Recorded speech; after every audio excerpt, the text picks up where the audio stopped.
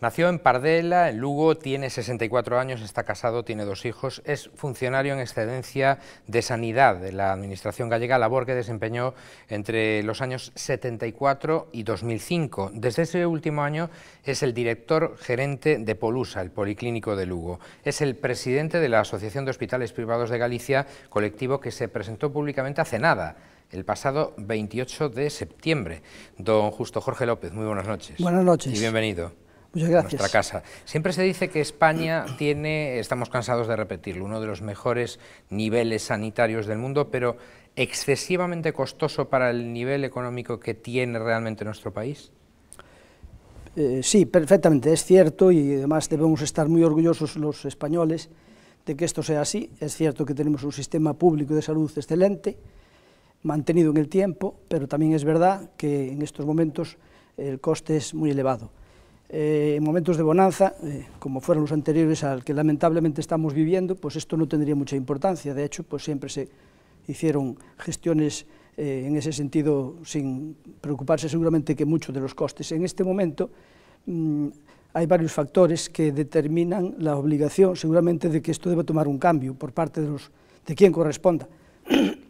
Perdón. Tiene un problema. Diríamos que tiene 2 problemas, siendo excelente, y uno es la sostenibilidad y otro es el mantenimiento de unas listas de espera en unos tiempos a veces fuera de lo razonable.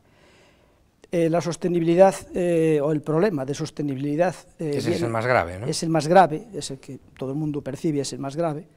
Viene dado especialmente porque en la última década, por ejemplo, según los datos que se manejan, el gasto sanitario en España ha crecido un 49%, es decir, 4 veces más que el Producto Interior Bruto. Y el incremento de personal también en la última década, me refiero al personal de todo el Sistema Nacional de Salud, que ahora está compuesto o repartido entre las 17 comunidades autónomas, ha crecido un 20%. Y el gasto de medicamentos, o sea, las recetas, han crecido un 25%.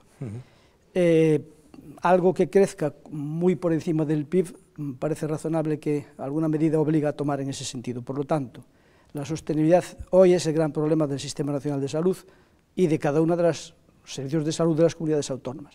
Con respecto a las listas de espera, otro problema muy percibido por los ciudadanos, bueno, tiene también su explicación y hay que decirla. Hay muchos factores que condicionan, y los que saben mucho más que yo de esto, siempre dicen que las listas de espera es un mal endémico que nunca dejará de producirse. Lo que hay que conseguir es que el tiempo de espera sea razonable, pero listas de espera va a seguir habiendo. Incluso dicen que es bueno que haya algo de lista de espera, ¿no? Es bueno porque ayuda a gestionar y a reconducir la gestión sanitaria, sobre todo la parte quirúrgica y de pruebas. ¿Por qué se producen listas de espera? Hay razones que las justifican, entre comillas. Una de ellas es, y estamos hablando ahora, al hablar de envejecimiento de la población, especialmente de Galicia, y dentro de Galicia especialmente Lugo y Ourense. El envejecimiento determina la mayor frecuentación de los ciudadanos a resolver su problema de salud. La excelencia de los profesionales sanitarios, que condiciona en una inmensa medida la gran calidad del sistema, pues anima a la gente a ir más al médico. Tenemos unos excelentes profesionales. En algunas especialidades hay carencias también de especialistas, no hay, entonces, bueno, pues hay ciertos retrasos por esa causa. También es cierto que se está haciendo una medicina muy a demanda por parte de los usuarios, y eso incrementa también las atenciones médicas. También es verdad que hay una medicina defensiva, en cierto modo, porque a través de los juzgados hay muchas demandas y pues los sanitarios... Cosa que antes no ocurría, por cierto. No en tanta medida. En España, al menos. Exactamente. Ocurría, como todos sabemos, más en Estados Unidos, pero esto se está extendiendo. Y, bueno, hay más factores. Entonces, con una serie de factores como estos, pues, bueno, otro factor es la alta tecnología que se está incorporando al sistema, afortunadamente, porque en sanidad pues debe tenerse pues la máxima calidad y las máximas prestaciones. Esto obliga a que también, o condiciona, que los profesionales sanitarios, sabiendo que hay una tecnología excelente, pidan más pruebas, lo cual es lógico, porque ellos deben de arropar su decisión clínica, su diagnóstico, unas pruebas lo más fiables posible. Pues son muchos factores. Y son muchos factores, y hay más, pero todo eso va condicionando. Por lo tanto, tenemos un sistema de salud antes de entrar a hablar del concertado, que es el que yo represento, pero es justo reconocer que el sistema público, y como ciudadano que también soy, pues me siento y nos sentimos orgullosos de él. Pues luego seguimos hablando un poco del público. Hablemos del concertado, como decía usted, en la presentación el pasado día 28 de septiembre de su asociación, la de los hospitales privados de Galicia. Usted leía un texto o un manifiesto, además lo hizo ante la Consellería de Sanidad de la Xunta, Rocío Mosquera, en el que cifraba en 482 los millones de euros al año que se puede estar ahorrando el Sergas, el Servicio Galego de Saúde, con el desvío de pacientes a sus hospitales, a sus clínicas privadas. Pero ¿por qué se produce ese ahorro? Expliquémosle a la gente. Perdón. Bien, fundamentalmente, como todo el mundo sabe, la asistencia sanitaria en los hospitales concertados, y los 12 que componemos la asociación estamos concertados, se produce especialmente en dos vertientes: en derivación de pruebas diagnósticas y en derivación de intervenciones quirúrgicas a través de la conocida lista de espera. Todo lo que no se hace en el sistema público y se hace en el concertado es un ahorro para el sistema público. ¿Pero porque es más barato? Es más barato. Nosotros tenemos un sistema de conciertos por provincias, de tal manera que un proceso determinado, porque el concierto, salvo un concierto singular, que es Povisa de Vigo, que atiende una población sanitaria determinada, los demás atendemos procesos cerrados con unos costes cerrados. ¿Y tienen un tope? Y tienen un tope, tienen una tarifa, pues tal proceso, tantos euros. Estos procesos que se atienden de forma, diríamos, más eficiente, utilizamos sin, por eso, que haya merma en la calidad, que es algo que debo resaltar y resaltaré continuamente en mi intervención.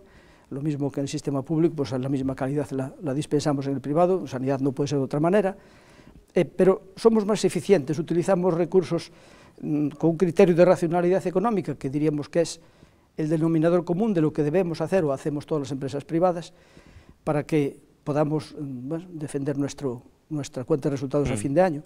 Pero el volumen de actividad es grande, el que se está derivando, efectivamente. No por el hecho de que hayamos pedido colaboración en este sentido no significa que no se esté teniendo, que sí se está teniendo desde hace muchos años. Entonces el ahorro proviene de lo que ahorra el sistema público de hacer los mismos procesos en sus hospitales públicos, y además lo que nos abona a nosotros por hacerlo es muy inferior a lo que les costaría hacerlo en el sistema público. Desde su asociación dicen además que los hospitales privados producen una clara reducción de los tiempos de espera. Bueno, concretamente un informe del que hablaremos luego, si le parece, concluye que sin la sanidad privada la demora en una intervención quirúrgica en centros del Sergas, es decir, en Galicia, se ampliaría hasta casi los 221 días o más de 221 días, y la de las consultas hasta más de 447 días. Sí, esta información proviene del estudio encargado de esta empresa independiente que nos preparó el estudio para la presentación de la asociación. ¿Qué significa? Bien, pues como todos sabemos, en estos momentos... La consultora Estratega. Estratega Consulting, exactamente. En estos momentos, la gestión de la lista de espera por parte del sistema público entendemos que está siendo eficiente y eficaz. Siempre es un esfuerzo constante que tienen los gestores públicos, sanitarios, pero si no fuera por la aportación que está haciendo la sanidad concertada en Galicia, por la misma razón que tanto intervenimos y tantas pruebas hacemos, eso es matemáticamente claro que reduce los tiempos de espera. Esa es la razón.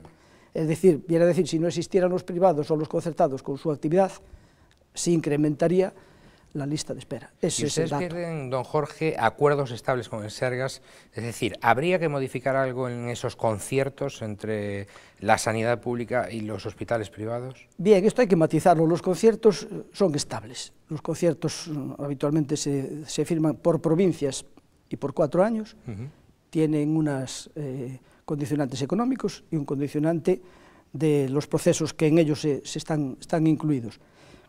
¿Por qué decimos estables? Porque siendo estables en el tiempo, la palabra estables en este sentido quiere decirse que proponemos, si es que la autoridad sanitaria lo estima oportuno, pero nosotros lo proponemos como más eficaz lo siguiente, que así como los hospitales públicos planifican su actividad para todo el año, como es normal y como es lógico, nosotros que estamos dispuestos, cada uno con su cartera de servicios, la que tenga, y eso es bien conocido por el Sergas, porque al estar acreditados saben exactamente con qué contamos cada uno, tanto para prueba diagnóstica como para intervenciones quirúrgicas. Podemos planificar también nosotros nuestra actividad para todo el año y ofrecerle al Sergas esa actividad, pero anual, de tal manera que, sumada a la actividad que se puede hacer en la pública y la privada, se contemplase en un hipotético concierto, en una cláusula de esos conciertos que están perfectamente válidos, y el gestor público pudiese planificar para todo el año todo lo que pueda hacer en el sistema público y privado, ambos sumados. Es decir, menos improvisación, es lo que piden Menos ustedes. improvisación, en cierto modo. Y concretamente, ¿quieren ustedes atender en sus centros a las personas que sufren accidentes laborales o accidentes de carretera, a los que sufren patologías crónicas y a los pacientes sociosanitarios?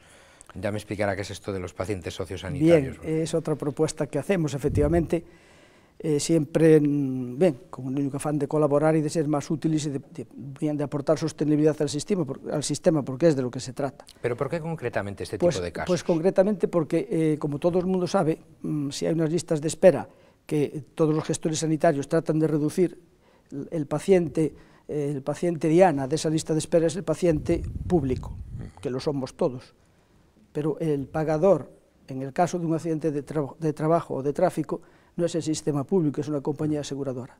Por lo tanto, la cama y los recursos que ocupa un paciente ingresado en un hospital público por un accidente, sea laboral o de tráfico, es una cama que impide ocupar a un paciente del sistema público del que deriva su médico de cabecera, su especialista, para intervenirse o para hacerse una prueba diagnóstica. Porque diríamos que los hospitales privados en Galicia no tienen problema de número de camas, tenemos un de límite, ocupación de camas. No tenemos un límite, nuestro índice de ocupación nunca es el 100%, de ahí la razón por la que ofrezcamos todos los recursos de los que dispongamos, no solo de camas, sino de tecnología y de quirófanos. Entonces, si la atención, no de todos, porque nosotros no podemos escoger, es una propuesta, todos los pacientes, tanto de mutuas y de tráficos, todos los que no sean susceptibles por su inmensa gravedad, que algunos entran directamente a UCI, que lo llevan al centro sanitario, perfecto, como no lo vamos a entender, pues que fuesen derivados al sistema privado. Y el tema sociosanitario son los pacientes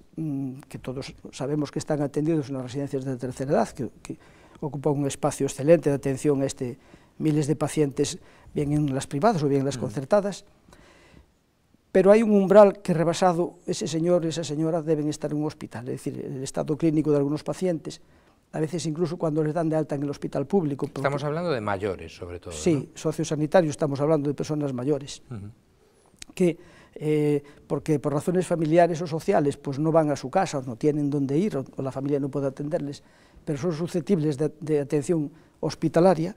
Ahí estamos nosotros ofreciendo nuestros recursos. ¿Se consideran ustedes, don Jorge, el patito feo de la sanidad gallega y española? Se lo digo porque se considera en muchas ocasiones que al tener ánimo de lucro resta de su función social. Bien, puede haber hay un comentario que está en la calle que nosotros no compartimos, lógicamente, y voy a explicar por qué. Que la sanidad pública es mejor que la privada, que tiene más técnicas, que los médicos son mejores, que los pacientes son mejores atendidos, ¿no? Yo creo que entendemos, por supuesto, yo lo que digo aquí lo digo en representación de todos mis compañeros, como no podía ser de otra forma, nosotros entendemos que el nivel de atención, por lo tanto, respondo primero, no somos el patito feo, y ahora digo por qué. Si se siente. No nos sentimos en absoluto, porque nosotros estamos muy seguros de lo que tenemos y de lo que hacemos, ¿no? Y muy orgullosos. Nuestra tecnología y nuestros facultativos y nuestro personal sanitario y no sanitario tiene un nivel excelente, tan bueno, no mejor, pero tan bueno como el sistema público. Y le voy a explicar por qué. Nosotros tenemos que mantener un nivel, primero porque estamos en un sector que es de prestar servicios sanitarios. Esto es sagrado, es decir, no fabricamos ladrillos, sin tener nada que ver contra las fábricas de ladrillo, curamos a las personas. Siendo esta, aunque estos días en los medios figura como cuarta lugar de preocupación la sanidad, pero eso constantemente está como una de las primeras preocupaciones de los ciudadanos, debemos responder. ¿Y cómo respondemos? Pues de tres maneras, teniendo los mejores profesionales, la mejor tecnología y una hostelería, es decir, unos hospitales pues muy cuidados, por una razón muy sencilla, porque además de querer hacerlo bien, tenemos que conseguir que los ciudadanos nos elijan, porque si no van a otro sitio. Entonces, eso nos supone un costo muy elevado, pero muy elevado, porque todo lo que tenga que ver con la sanidad es muy costoso, pero lo asumimos con mucho gusto y presumimos de que nuestros... Bueno, de hecho, las encuestas de satisfacción así lo acreditan. Y el gerente don Jorge es el malo en esa película, ¿no? Usted, por ejemplo, que es gerente de Polusa, es el malo, ¿no? Es el que está llamando a los médicos, oye, no gastes tanto con esto, el médico le está pidiendo una máquina, mira, no la podemos comprar todavía, es un poco el malo, ¿no? Que va. Eso no ocurre. Precisamente, cuando adquirimos material de alta tecnología, que es la que se requiere, contamos precisamente con el médico que va a usarla, con los médicos que van a usarla, porque hay una obsolescencia normal por el uso. Es muy cara, una resonancia magnética cuesta aproximadamente 1 millón de euros, y cada vez que se funde un tubo de un TAC que aguanta sobre 200.000 disparos son 35.000 euros. Estamos hablando de... 6 millones de pesetas. Pero enseguida un aparato de quirófano cuesta 55.000 euros. Entonces nosotros, precisamente por lo que antes decía, por mantener esa excelencia que perseguimos, y que no, pero es nuestra seña, no podemos decirle al médico que no se compre. Hay que ver si hace falta, y ya no lo dudamos, de verdad, esto tiene que ser así, porque sin tecnología, sin todo el aparataje en forma, no podemos trabajar. O sea, ya nos explicó don Rafael Silva, gerente de la clínica La Rosaleda en Santiago, que estuvo en este espacio y creo que buen amigo suyo, también que luego hay sistemas para hacerse también con esas máquinas tan caras y sofisticadas de las que precisan. Sí, bueno, pues utilizamos el leasing o el sistema que sea, que va a inversiones, pero el gasto hay que hacerlo, ¿no? Es que es inevitable, absolutamente. Los datos del informe al que hacía usted referencia de Stratega Consulting son, creo que, demoledores. En Galicia hay nada más y nada menos que 5.841 empresas sanitarias privadas, entiendo que incluyen ustedes consultas de dentista, de oculista, etcétera, etcétera. Tienen una facturación de casi 740 millones de euros al año, es decir, un 1,3% del PIB gallego, que se dice pronto, y generan 10.400 puestos de trabajo en nuestra comunidad. Sí, eso es cierto. En cuanto a lo que es sanidad privada gallega en general, como bien dice, que entran los hospitales privados, las clínicas privadas, los odontólogos, los fisioterapeutas, todo aquel empresa, pequeño o grande, que se dedica al sector sanitario privado. Pero quizá mucha gente no sepa del volumen tan importante que suponen ustedes, por ejemplo, en el PIB, en la producción total de Galicia. Pues seguramente, pues esos son datos reales, sacados con toda rigurosidad, y por lo que respecta a nuestra asociación, que somos 12 hospitales, pues las cifras son menores, pero son muy importantes, porque al final pues también somos 5.000 trabajadores, que es una cifra importante en Galicia, y somos, pues, tenemos unas cifras que están en el informe, pues, francamente, muy importantes. Somos, vamos, de los 5.000 trabajadores, personal sanitario facultativo prácticamente el 40%, entre el 20% de médicos, en fin, entonces es muy importante. Más preguntas, que si no nos da tiempo. Sí, sí. Sigue siendo, no digo una consulta de un dentista, como decíamos, ni de un oculista, etcétera, sino una clínica como la que usted dirige, un negocio rentable, ¿sigue siéndolo? Con mucha prudencia diría que no. ¿Y por qué? Porque precisamente el comentario que antes hacía de la adquisición de material, que es absolutamente inevitable y que además depende de la actividad que se haga, los aparatos se van desgastando lógicamente con el tiempo. Tenemos un personal médico que tenemos que seleccionar como excelente para que pueda darse una asistencia también excelente. Los costes de personal son muy elevados, nosotros facturamos 273 millones de euros, pero nos cuesta el personal a los 12 hospitales 173 millones de euros. Por lo tanto, hablamos de que no es mucho negocio. La verdad, el que quiera meterse a un negocio, que no haga un hospital privado, desde luego. Aunque hay gente que lo tiene que hacer, claro, porque si no, no hay. Sí, sí. Ya hemos visto el copago farmacéutico. ¿Usted cree que llegaremos al copago, y hablo ahora de la sanidad pública, asistencial? ¿O nos quedaremos quizá en un camino intermedio pagando por la lavandería, por el servicio de comidas en un hospital? Bien, todo lo que diga es opinión, que no tiene más valor que una opinión. Sí, en este caso es personal, ¿no? Como es personal, exactamente, pero si nos fijamos en lo que ocurre en nuestro entorno, existe copago en muchos países hace tiempo, en Francia, en Suiza, en Suecia, en una serie de países.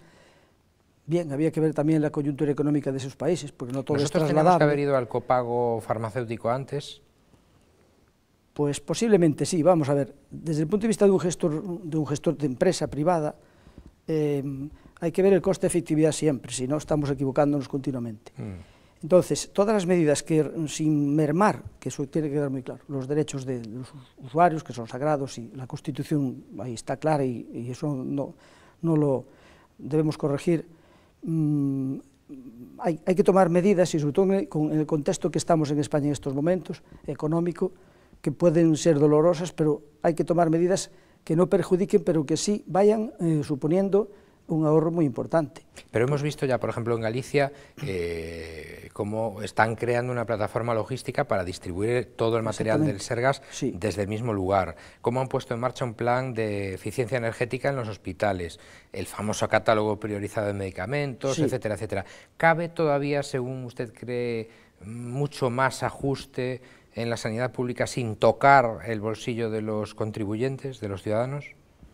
Pues bueno, en la sanidad pública ajustes caben siempre, en cualquier empresa. La sanidad pública, cuanto más volumen tenga de facturación, como es el caso de la sanidad pública, que es un monstruo en ese sentido macroeconómico, sí caben más medidas. Bien, el copago es una fórmula que yo no descartaría con la que se está viniendo encima, o con la que ya tenemos encima. ¿Sería la última medida que adoptaría si usted fuera, por ejemplo, consejero de Sanidad? Tendría que verme allí, y para decidir esto, ver todos los parámetros, no se puede opinar desde fuera, pero yo adoptaría cualquier medida, bien en Galicia, bien a nivel estatal, si tuviese esa competencia, que no tengo evidentemente, ni voy a tener, que respetando los derechos de los usuarios, produzca efectos de reducción del coste público, pero cualquier medida, con el coste político que fuese, pero hay que tomar decisiones, porque si no nos las van a tomar desde fuera por nosotros, sin mucho tardar, y va a ser peor. Entonces, en la sanidad puede haber más eficiencias, no cabe ninguna duda de que puede haber muchísima más eficiencia, y yo creo que eso hay que ir, ¿no? Don Justo Jorge López, gracias por haber venido desde Lugo. Estaba usted muy ocupado naturalmente con su quehacer en el Policlínico Polusa, y hasta una próxima ocasión. Muy buenas noches. Muchas gracias a ustedes por poder transmitir la voz de nuestra asociación a través de esta prestigiosa cadena. Muchas gracias. Gracias. Y ustedes saben que tienen una cita con nosotros de lunes a jueves, Nove Acción, aquí en Popular Televisión Galicia, eso de las 9:30, que pasen una feliz jornada, lo que queda de ella.